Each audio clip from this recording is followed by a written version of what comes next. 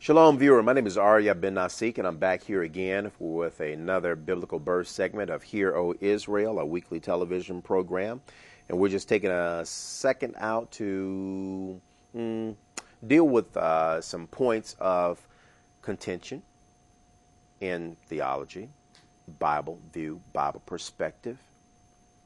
There are varying views, points of argument. One of the things that people argue about is Revelations chapter 17, Revelation chapter 18. One of the things that comes out is that Revelation chapter 17, 18 is dealing with America. I disagree. I disagree with that. And I'm going to show you why I disagree with it. If you'd like to give us a call, do so at 704-553-7625. You can visit our website at www.nccischarlotte.com. Let's go to Revelation chapter 17. And I'll just show you why I do not support this as being America. But then I'll tell you who it is. Revelation 17, verse 1. And there came one of the seven angels which had the seven vials, and talked with me, saying unto me, Come here, I will show unto you the judgment of the great whore that sits upon many waters, with whom the kings of the earth have committed sexual perversion, and the inhabitants of the earth have been made drunk with the wine of her fornication, talking about her doctrine. So he carried me away in the spirit of the wilderness, and I saw a woman sit upon a scarlet beast full of names of blasphemy, having 7 heads and 10 horns. 7 heads and 10 horns. 7 heads and 10 horns. What we want to do is stop right there. We want to go over to the book of Daniel. We're going to go over to the book of Daniel, and let's see. As soon as I can find Danny. Hold on one second here. Let's see. Daniel. Where is that? Here he is. Daniel. I'm going to pick it up at the last beast that Daniel gives us in his vision. Daniel chapter 7, verse 7. After this I saw in the night visions, and behold, a fourth beast, dreadful and terrible and strong exceedingly, and it had great iron teeth. It devoured and broke in pieces and stamped the residue with the feet of it. It was diverse from all the beasts that were before it. It had 10 horns. It had 10 horns. 10 horns. Revelation chapter 7, verse 4 through 7 gives us 7 kingdoms and 10 horns. 7 kingdoms and 10 horns. The first kingdom was the Babylonian Empire. The second kingdom was the Medo-Persian Empire. The third kingdom was the Grecian Empire that was broken up into 4 parts, right? So 1, 2, 3, 4. And then the last kingdom is the Roman Empire, the Roman Empire. So there are 7 kingdoms, but yet the Roman Empire has 10 horns, 10 horns. So we go back to Revelation chapter 17, and verse 3 says, So he carried me away in the spirit in the wilderness, and I saw a woman sit upon a scarlet-colored beast full of names of blasphemy, having 7 heads and 10 horns.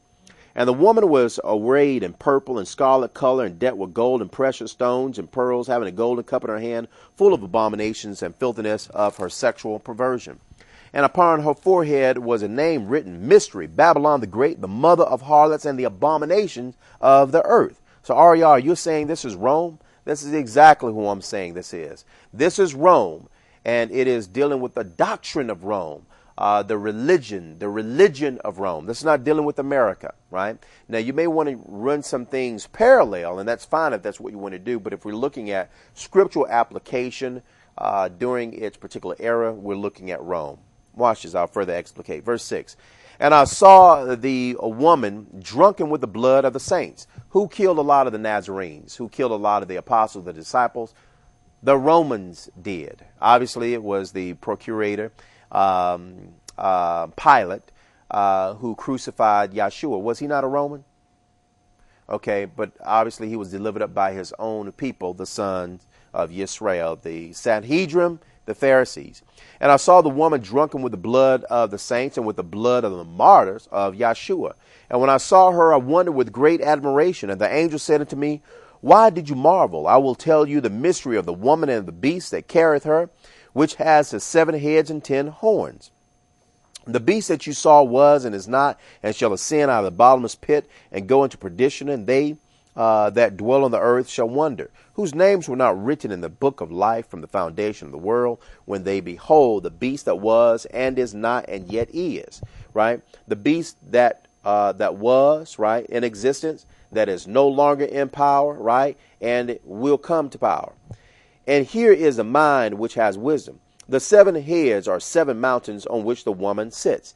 And there are 7 kings, 5 are fallen, and 1 is, and the other is not yet come. And when he comes, he must continue a short space. Rome sits upon 7 hills. That's always been a historical fact. It's also been in many of the stories, if you will. Give us a call and we'll tell you the name of those hills. 704-553-7625. And the beast that was and is not, even he is the 8th and is of the 7th and goes into perdition. And the 10 horns which you saw are 10 kings, which have received no kingdom as yet, but receive power as kings, 1 hour with the beast. These have one mind and shall give their power and strength unto the beast. These shall make war with the Lamb, and the Lamb shall overcome them, for he is master of masters and king of kings, and they that are with him are called and chosen and faithful. And he said to me, the waters which you saw where the whore sits are people and multitudes and nations and tongues. Catholic means universal. It means that all over, right? And the 10 horns which you saw upon the beast, these shall hate the whore, and shall make her desolate and naked, and shall eat her flesh, and burn her with fire. For Elohim has put it in their hearts to fulfill his will, and to agree and give their kingdom unto the beast, unto the words of Elohim shall be fulfilled. And the woman which you saw is that great city which reigns over the kings of the earth. And that great city at that time, people, was Rome. And we have Vatican, the religious element of Rome, right, as its own city, its own currency, its own little military group. You have Reagan that signed an ambassador, if you will, to Vatican City. And so it represents the religious nucleus of Rome. This is not America. Revelation chapter 18, verse 1 continues with the dialogue. I'll read Revelation chapter 1 and verse 18. Verse 1 through verse 5 is very similar to what we just read in Revelation chapter 17. But notice what it says in verse 24. And in her was found the blood of prophets and of saints and of all that were slain upon the earth. Ending Revelation chapter 18. And to my knowledge, I could be wrong, America haven't killed any of Elohim's prophets. Okay. Rome was the one who slayed Elohim's prophets. This is a good point of contention. I'm quite sure that we will receive a number of calls. Love to talk to you about it. My number is 704-553-7625. You can visit our website at www.nccischarlotte.com. May y'all bless you. Enjoy the rest of your day. Shalom.